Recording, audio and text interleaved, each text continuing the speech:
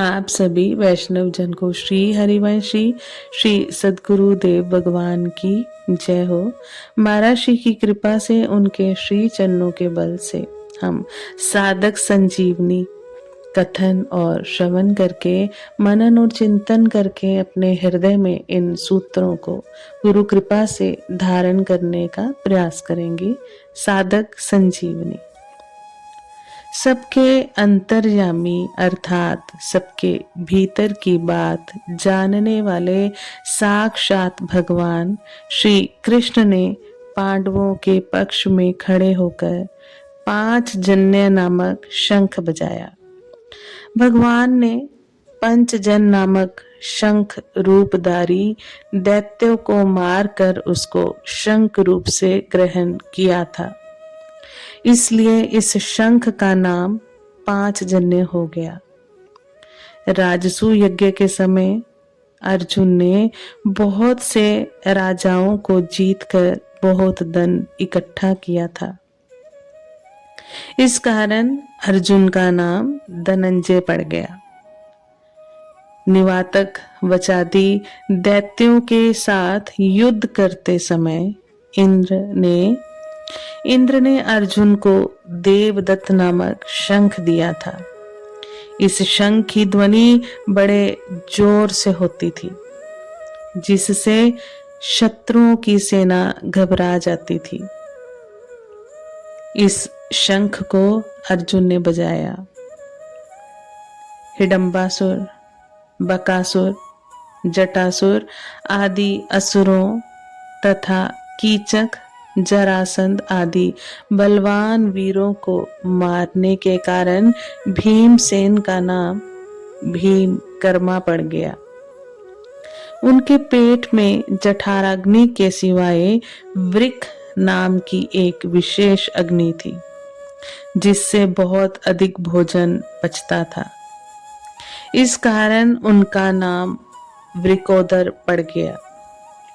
ऐसे भीमकर्मा वृकोदर भीमसेन ने बहुत बड़े आकार वाला पौंड्र नामक शंख बजाया।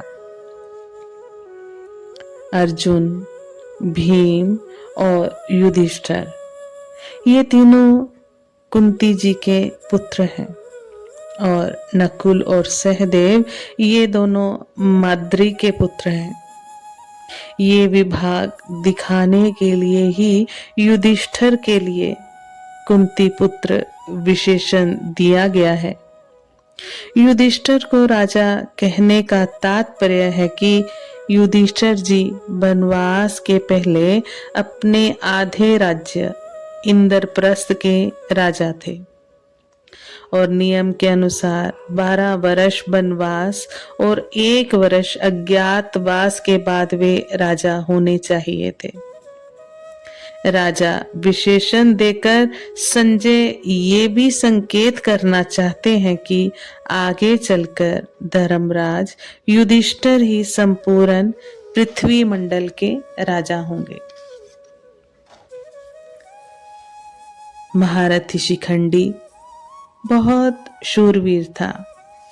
ये पहले जन्म में काशीराज की कन्या अंबा था, और इस जन्म में भी राजा द्रुपद को पुत्री रूप से प्राप्त हुआ था।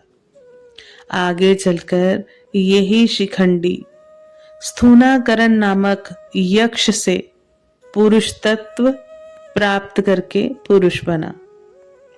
भीष्म जी इन सब बातों को जानते थे और शिखंडी को स्त्री ही समझते थे। इस कारण से इस पर बाण नहीं चलाते थे। अर्जुन ने युद्ध के समय इसी को आगे करके भीष्म जी पर बाण चलाए और उनको रथ से नीचे गिरा दिया। अर्जुन का पुत्र अभिमन्यु बहुत शूरवीर था। युद्ध के समय इसने द्रोणा निर्मित चक्रव्यूह में घुसकर अपने पराक्रम से बहुत से वीरों का संहार किया।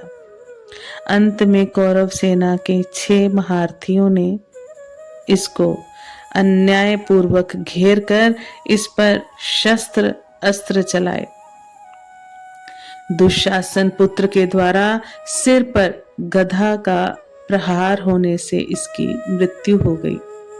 संजय ने शंख वादन के वर्णन में कौरव सेना के शूर वीरों में से केवल भीष्म जी का नाम लिया और पांडव सेना के शूर वीरों में से भगवान श्री कृष्ण, अर्जुन, भीम आदि 18 वीरों के नाम लिए।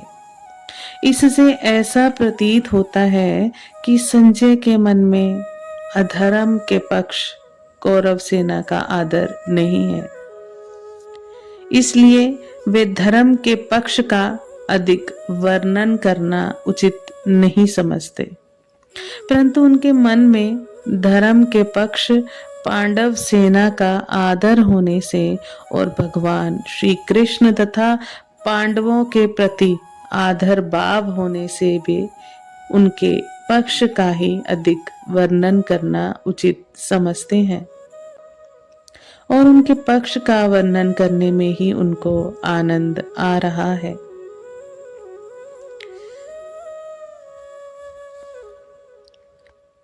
पांडव सेना की वह शंख ध्वनि इतनी विशाल, गहरी, ऊंची और भयंकर हुई कि उस ध्वनि प्रतिध्वनि से पृथ्वी और आकाश के बीच का भाग गूंज उठा। उस शब्द से अन्याय पूर्वक राज्य को हड़पने वालों के और उनकी सहायता के लिए उनके पक्ष में खड़े हुए राजाओं के हृदय विदीर्ण हो गए।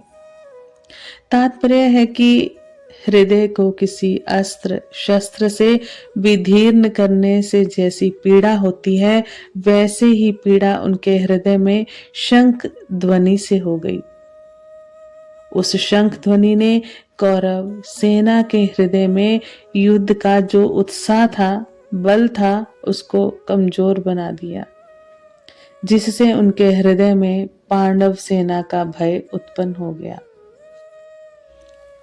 पांडव सेना के शंख वादन का कौरव सेना पर बहुत भय का असर हुआ। संजय ये बातें धृतराष्ट्र को सुना रहे हैं।